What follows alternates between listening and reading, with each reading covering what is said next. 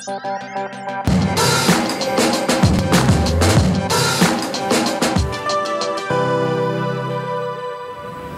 let's just start this week by saying last week you said I didn't have the guts to go see Overlord, more or less, and I went and saw it. I thought you were lying when you first told me that. IMAX. It's total mayhem. We don't have to talk about it right now, but it was total. No. Well, when it was over, I walked out. Well, and I was like, yeah, like I liked it. It was pretty good. But the 4 high school guys in the bathroom afterward were like, dude, yeah. Okay, they were the demo. Yeah, they were the demo. So it works for those folks. All right, but it's not going to stick around long. No, it's not. So if you wanted to see it now. We have it. This is like the big rush, right? So we've got movies opening this weekend, and then there's more movies that are opening next week, Wednesday, to be there. These are all the movies that want to be a part of your turkey equation. Yeah. Right? It's turkey movie time. Blockbusters, family stuff.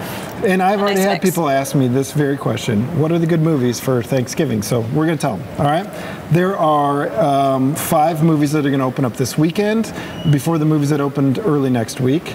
And I mean, 3 of them wide, 3 of them limited releases. We'll start at the top. I mean, it's The Fantastic Beast. It's Fantastic Beast #2. I feel like I'm going to get some hate comments because I'm not a fan. You don't care? No. I read one Harry Potter book. I tried to watch a movie, but I fell asleep. It's not my thing. I will say, and also I don't really like Johnny Depp so much anymore. But the trailer for this, he looks kind of interesting. Yeah. So maybe. You're not going to get hate from me because I would say pretty much the same thing. Okay. We maybe are the outliers. Probably. But I read some of the books with my kids, and I like the books, but I actually like the last Fantastic Beasts movie more than any of the Harry Potters that I've seen, and I will admit that I've not seen all of them.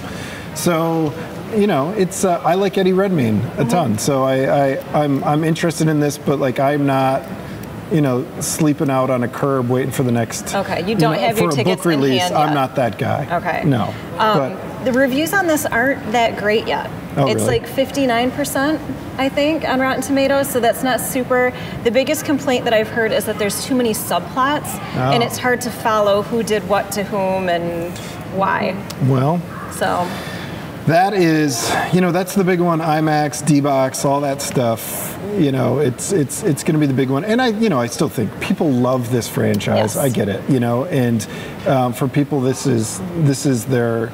I think for some people, this is their Star Wars. For sure. Is this stuff? So here, another movie opening up this weekend, Instant Family, is one that I heard the title, I heard what it was. It was like, okay, it's an adoption family story, like the Instant Family, I get it. And that's about all I knew until I realized that Mark Wahlberg and Rose Byrne are in this. Yes.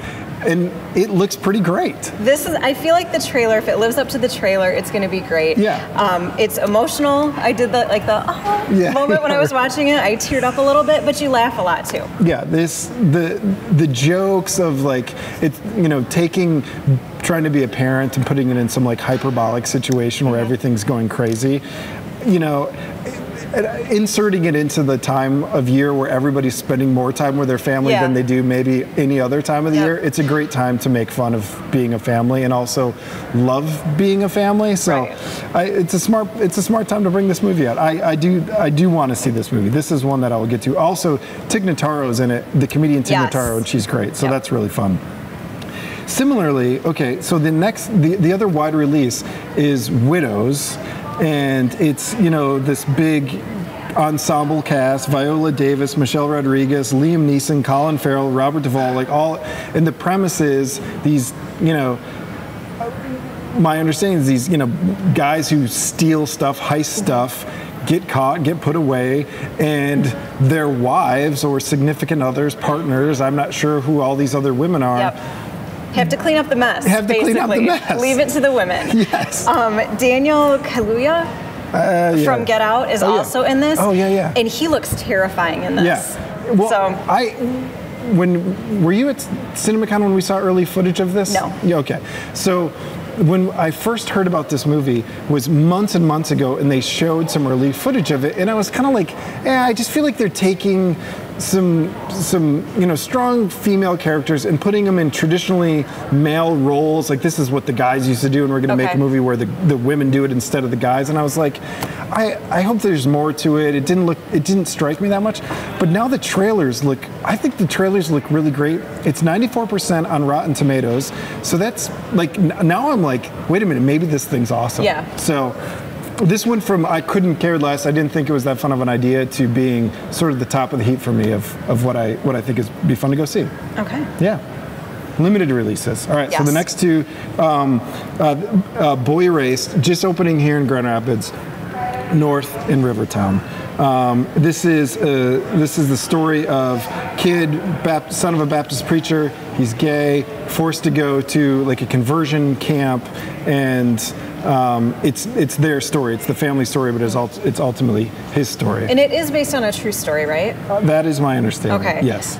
Lucas Hedges plays the boy, and I feel like his name doesn't necessarily mean a lot to people yet, but you will recognize him from Manchester by the Sea. He was phenomenal in that. Yeah, so great. And there's another one that he was either just in or is coming out that I'm blanking on right now, but he's got a big career ahead of him. Yeah, and he just has that face where like I just want to give him a hug. Like putting him in this sort of place makes a ton of sense.